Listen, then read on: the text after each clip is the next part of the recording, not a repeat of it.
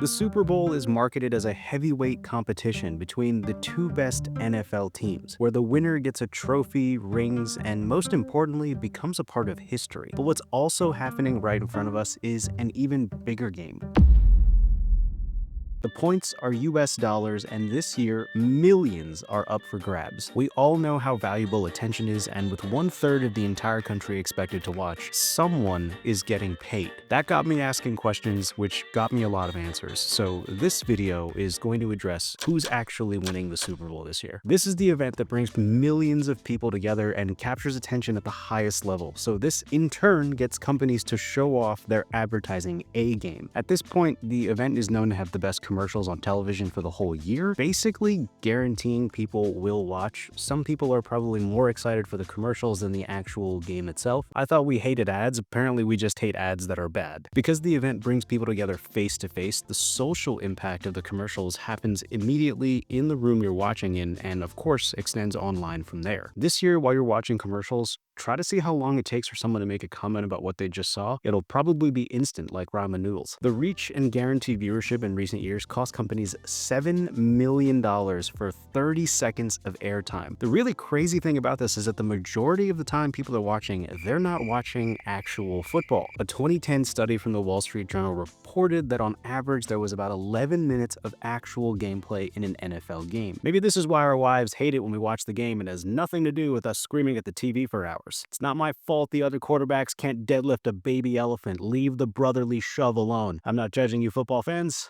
I understand you. So an average NFL broadcast is 180 minutes. Where do the other 169 minutes go? 4 minutes was showing coaches and referees, 23 minutes was spent on replays, 75 minutes were of shots of players between plays, and 60 of those minutes, or 1/3 of the entire time, was commercials. That's just one game. There's 3 on Sundays, 1 on Monday night, 1 on Thursday night. That's not even counting college game day on Saturday, the playoffs, holiday games, bowl season. We watch a lot of ads, bro. I mean football. Now, of course, that data is about 10 years old. More recent data is pretty similar, and the overall concept is still the same. There's a lot of commercials in an NFL broadcast, which means that the hosting network is taking in millions of dollars in a single night in February. Whopper, whopper, whopper. A lot of people went to Burger King because that's on. So if this is so valuable, how did all these networks agree who's going to air it? Wouldn't you want that every year forever? Well, the NFL is its own organization, and the networks probably can't get together and buy it outright. So their other option is to get together and negotiate. The answer is contracts. As of the end of 2024, there's going to be a rotation between NBC, ABC, CBS, and Fox as far as who gets to cover the Super Bowl. The networks seem to have worked out that they all win more if they work together. The new negotiations also say networks can simulcast on other networks they own. This is why we saw a kid-oriented version of the game on Nickelodeon last year, in addition to the broadcast on CBS, and why we might see a Super Bowl on ESPN as well as ABC the same year in the future. This, of course, means the TV networks can sell more ad space and the NFL gets more reach. They want to show ads to your kids, so get ready to buy more Legos. So many Legos. If you look into the history of who broadcasts the Super Bowl, it's pretty clear things change all the time, and it would seem there is some flexibility when it works for everyone involved. For example, NBC and CBS switch broadcasts for Super Bowl 55 and 56, so CBS could benefit from broadcasting the 2021 NCAA Final Four games, and NBC could broadcast the 2022 Winter Olympics. They did this so they could both cover the other major sporting events the same year as they would cover the Super Bowls. So if you got a 9-leg parlay on what network is going to cover next year's game, good luck. Contracts get renegotiated all the time. And I'm calling it now, you're probably going to see a sports betting ad at the very beginning of the game. This is so you have the most amount of time to get on the app and start making bets. I guarantee you they'll have a way to pre-fund the account instantly so you can gamble as soon as possible. I'm not saying I can see the future, but I don't think the billion-dollar sports betting industry is sitting this one out. That money comes from somewhere. Please gamble responsibly. Yes, gambling platforms are winning this year. Now, of course, we know the Super Bowl is different from any other game of the season, so the timing is a bit different. In a regular game, halftime is 15 minutes. For the Super Bowl, it's 30 minutes. Now, we think the players need more time to regroup and strategize for the game. In reality, the extra minutes go towards setting up and breaking down the biggest ad of the night, the Super Bowl halftime show. This year's headliner is Kendrick Lamar, and he follows in the footsteps of some of the greatest artists and performers we've ever seen, like Michael Jackson, Usher, and Rihanna. All that star power on display cost the NFL $0 because none of them got paid to put on the show. Sort of. The artists technically do get paid directly because of union fair wage policies, about $1,000 a day, but these are superstars. This is nowhere near what they get paid at other venues. What is this, a paycheck for ants? It's not all one-sided. The NFL does pay for the production up to a cap, it would seem, because The Weeknd in 2021 reportedly put $7 million of his own dollars to make his own show possible, which is interesting because that would also buy one 30-second ad. Whopper, whopper, whopper. Now, it wouldn't feel too bad because the artists that get on stage at this level typically have a huge catalog of music, which, yes, gets a bump in streaming in the days leading up to the events, and artists can use the platform to draw attention to their older work, but also new album releases. Or if you're particularly good at the game, draw attention to your own beauty empire. Rihanna literally engineered attention when she touched up her makeup on stage, got all this buzz going, and you guessed it, that was a product you could buy on her website. Points on the scoreboard, Rihanna, underrated. So obviously performing at the halftime show is a very powerful spot to be in, especially if you can get creative and leverage things you're doing outside of music. But it's a pretty short list of who is actually capable of performing at that level. Out of the very small number of artists who can actually pull it off, how do they determine who's going to play the halftime show? Well, the two parties that have to agree are the host city and the NFL. A short list gets created of performers based on popularity, music genre, and overall performance value. Then this list is presented to a board, and the board decides who the artist is going to be. The thing is, depending on what source you get this information from, there is some confusion on who comes up with the short list initially. Whether it's the host city or the NFL is unclear, but what is generally agreed upon is that Jay-Z is on the deciding board and has a significant influence on who the performer will be. It's also worth noting that the host city itself has a significant influence on who the performer will be as well. It makes sense that Pitbull is more likely to perform in a Miami Super Bowl than one held in Atlanta. He literally calls himself Mr. 305. Dale, not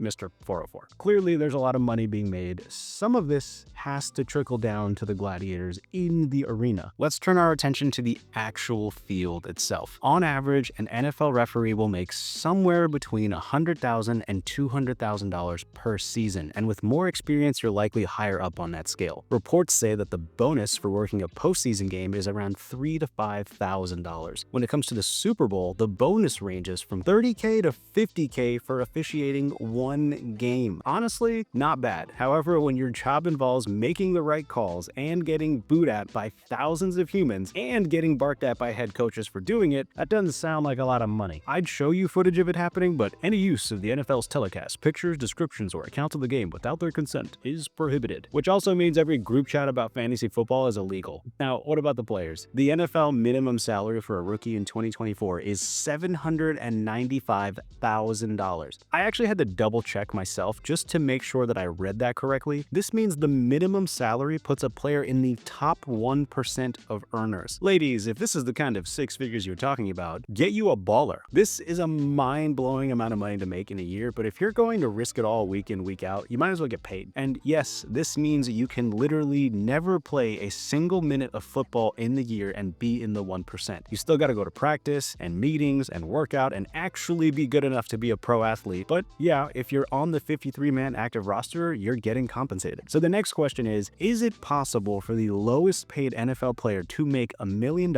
in a single year with a postseason bonus payout? The bonus for playing in a wildcard matchup is $49,500. Division winners get $54,500. The bonus for a divisional playoff game is $54,500 as well. The bonus for a conference game championship is $77,000. There's also the bonus money for the Super Bowl itself. If a player is on the losing team, the bonus is an extra $96,000. And if they win, they get $171,000. So when you see the losing team walk off all sad this year, don't feel so bad. They made 3 Honda Civics while we ate cheese dip. The maximum amount a player could earn in postseason bonus pay is $357,000, which means it is possible for a player to earn over $1 million in a single NFL season. Oh, that doesn't include the Super Bowl ring they get if they win, which historically is valued at $30,000 to $50,000. And as far as who gets one, it depends on the team's owner. Generally, the NFL puts up some money for a certain amount of rings, reportedly $5,000 for the first 150 rings, then the team pays for the rest. And how far the jewels roll down the payroll is really a decision of money and if the team wants to spend it to buy for the rest of the organization. But I'm pretty sure if a billionaire owner just won a Super Bowl, a few rings for the people that made it happen off the field is probably a cost of doing business. And yes, that ring is considered income, so the IRS is getting their cut as well. Now, the fun doesn't stop on the field because none of this happens without a host city. So there's two crazy extremes when it comes to hosting a major sports event. We see one extreme during the Olympic Games where a massive amount of infrastructure is built to host the games and then is quickly returned back to nature, which is obviously a net economic loss for the host country. We see this in places like Bosnia and Athens, Greece, and initially in Rio. When looking into this recently, Rio was actually using one of their stadiums as an educational facility as of 2024, which is a far cry from what it was just a few years ago after the Olympic Games. So I found a nice surprise when looking into this. On the other end, the Super Bowl host cities are cities with large infrastructure already built and in use, so this generally means an uptick in economic activity. So instead of building for an event, things are already being used as part of a local sports and entertainment economy. That includes roads, hotels, stadiums, transportation, and everything else that goes into a city. Host cities generate revenue from sales tax of food, drinks, lodging, and gas, but they also have to pay for extra security measures and emergency services. So it's not super clear the exact dollar amount generated, but some estimates range from hundreds of millions to potentially $1 billion in economic impact, depending on the city and the numbers reported, of course. Generally speaking, better than $0, but the data is not very clear. So someone has to host the game each year. How do they decide what city the Super Bowl is held in? Historically, the NFL invited cities to bid to host the event. It was a bit of a competition. They shifted away from this model in 2018, and currently the NFL themselves reaches out to host cities instead and asks them to put together a bid to host the Super Bowl. The NFL team owners get together, and if everyone agrees, that city gets to host. The 2025 Super Bowl will be held in New Orleans, home of the Saints. The 2026 Super Bowl will be held in Santa Clara, California, home of the 49ers. And the 2027 Super Bowl will be in Inglewood, California, home of the Chargers. Now, there is one other way of looking at who's really winning this year's Super Bowl, because there's an even bigger game being played in the Super Bowl and the game of money. It's called life. An 80-year study on happiness from Harvard says that those who kept warm relationships got to live longer and happier. And researchers also found that those with strong social support experienced less mental deterioration as they aged. So with this in mind, the real winner is you and me, who get to use the game to connect with people we care about. Remember to lay off the cheese dip and tell the homies you love them. Enjoy the game.